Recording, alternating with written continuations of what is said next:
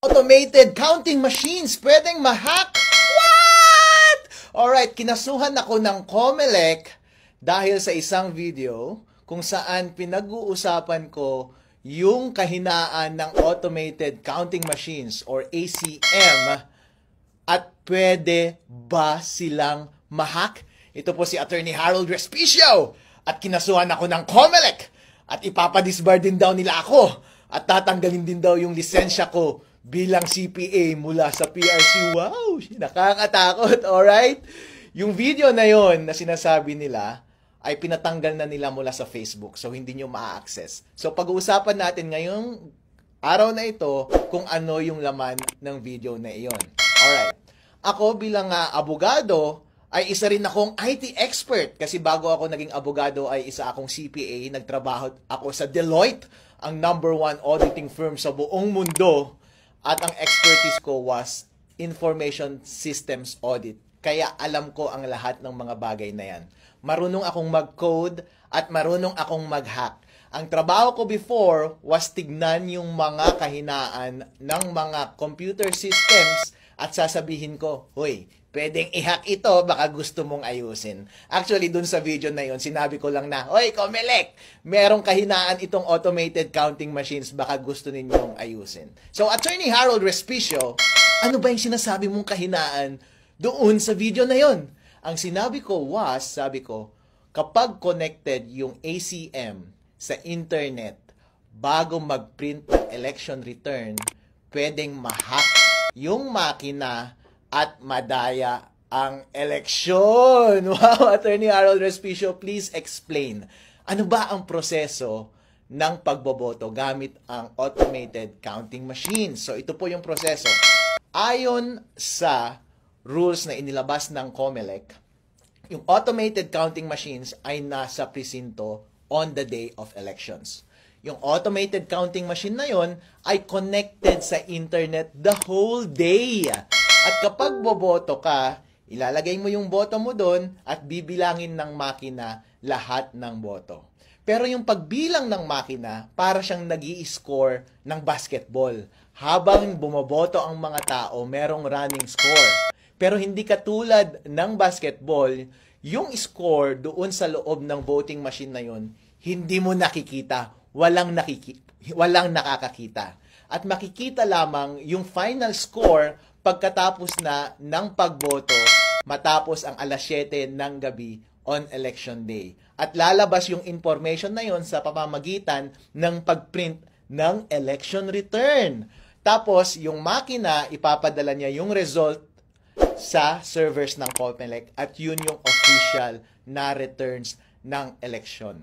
Ang concern ko was, kapag konektado sa internet yung makina, bago mag-print ng election return at corrupted yung source code ng makina, pwedeng ma-hack ng isang hacker yung makina at dadayain yung lalabas na final score doon sa election returns at madadaya yung resulta ng election. Yun po ang puntos ko doon sa video na iyon. So, Attorney Harold Respicio, bakit pwede bang mabago yung source code ng isang makina? Well, ang binanggit ko doon sa video was, pwede on principle basta may physical access ka sa makina. Bilang eksperto sa IT, ikaw din, kapag bumibili ka ng gadget mo doon sa Green Hills, di ba? Kapag nakaw yung cellphone na yon or nakaw yung laptop, pagdadalhin mo doon, babaguhin na nila yung source code ng computer na yon kahit may password pa yung device na yon. Kasi, ang basic principle ng information system security is, basta may physical access sa device, ang isang masamang tao at gusto niyang baguhin yung source code ng makina na yon, pwede mong mabago yung source code ng makina na yon. So, on principle, ang mga makina ng pagboto, basta merong access ang tao dyan, pwedeng mabago yung source code. Ngayon, ang diniscuss ko doon sa video was, sige, sinesecure nga ng COMELEC lahat ng makina na iyon.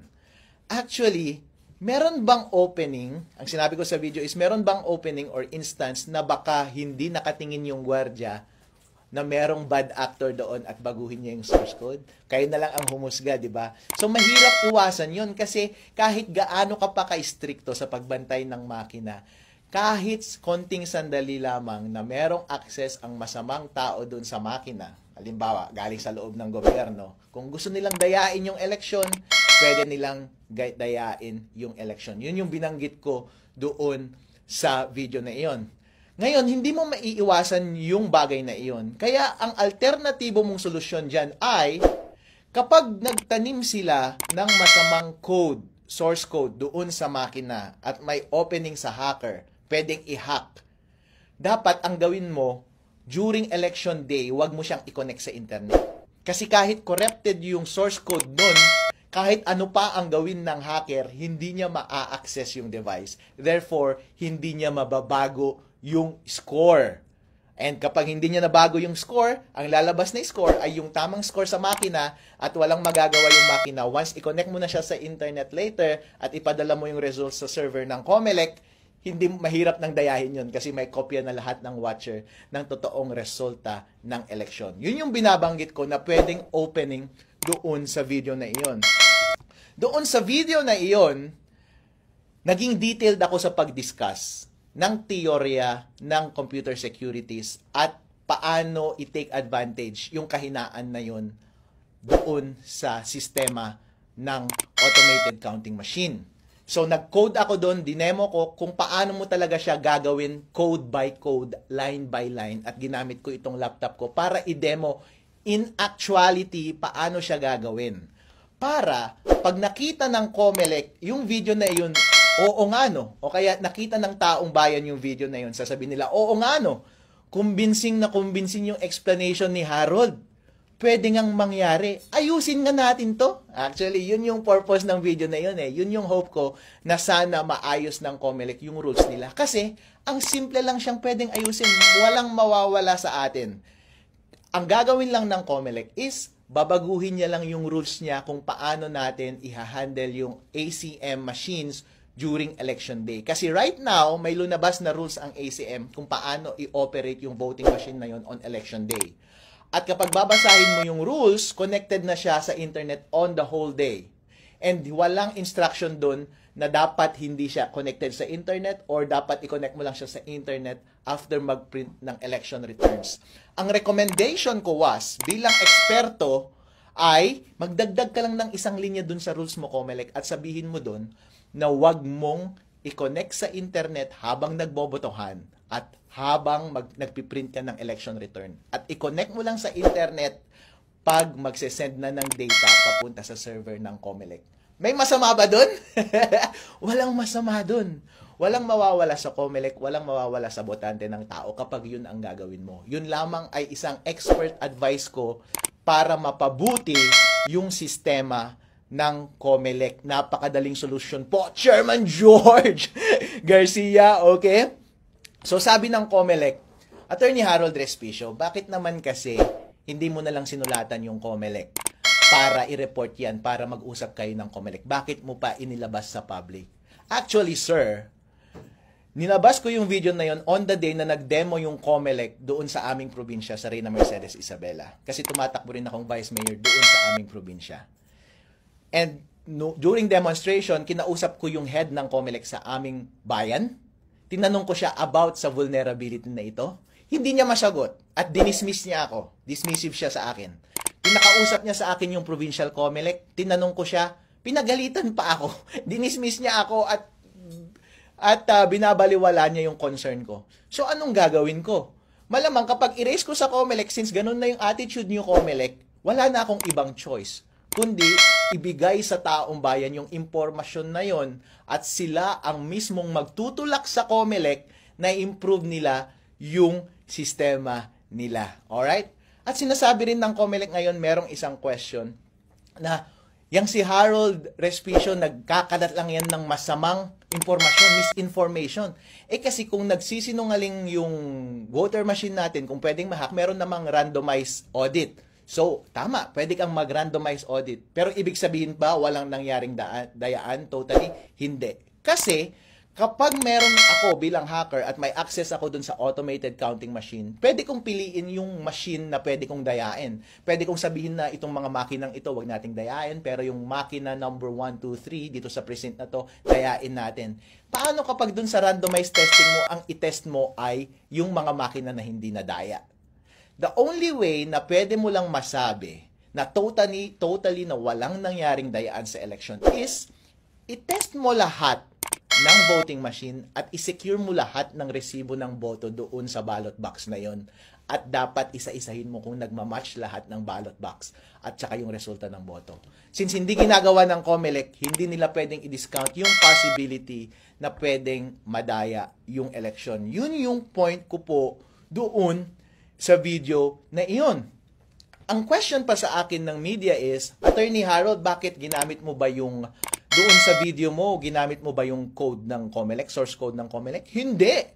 Wala akong kopya ng source code ng COMELEC. Wala akong kopya ng firmware ng voting machines. Wala akong access sa voting machines. Hindi ko alam. Pero lahat kasi ng prinsipyo ng lahat ng information systems, katulad ng mga ACM, ay pare-pareho lamang yan. Ang dinemo ko lang doon ay, kapag ako ay isang eksperto, ganito ang pwedeng mangyari para maayos itong sistema ng COMELEC. So, dinemonstrate ko doon kung saan yung mahina na parte. Kapag ako yung masamang individual na gustong dayain yung makina, ipinakita ko doon kung paano mo talaga i-code. Gamit ang ibang source code, gamit ang ibang equipment, ang ginamit ko lang na equipment is yung laptop ko, hindi yung actual voting machine. Pero, ang prinsipyo ng pandaraya ng mga makina, ng pagmanipulate ng mga makina ay pare-pareho lamang. Yun lang yung dinedemonstrate ko. In as much as pwede kong i-demonstrate sa kahit na kaninong tao yung mga vulnerability ng kahit na anong gadget. Pero hindi ako nagkaroon ng access sa source code ng COMELEC at yung firmware ng automated counting machines. So yun. At yun nga, pina-down na ng COMELEC yung dalawang video yon na nasa Facebook na nakapost. Ngayon ko lang na-realize na yun pala ang dahilan. Kasi sabi ng Facebook, sabi ko, bakit ninyo tinanggal itong mga videos na ito? Sabi ng Facebook sa akin, kasi may nag-report na nagva-violate ka daw ng batas. Sabi ko, freedom of speech yan. Kaya ako nagsasalita tungkol dito is gusto kong inform yung tao. Dahil kapakanan nila ito, demokrasya nila ito para sa integridad ng halalang 2025. At sana marinig ng COMELEC para magbago ng rules yung COMELEC. Actually, tinanong ako ng media kanina, so Harold, ano ang response mo dito sa mga kasong gagawin sa'yo?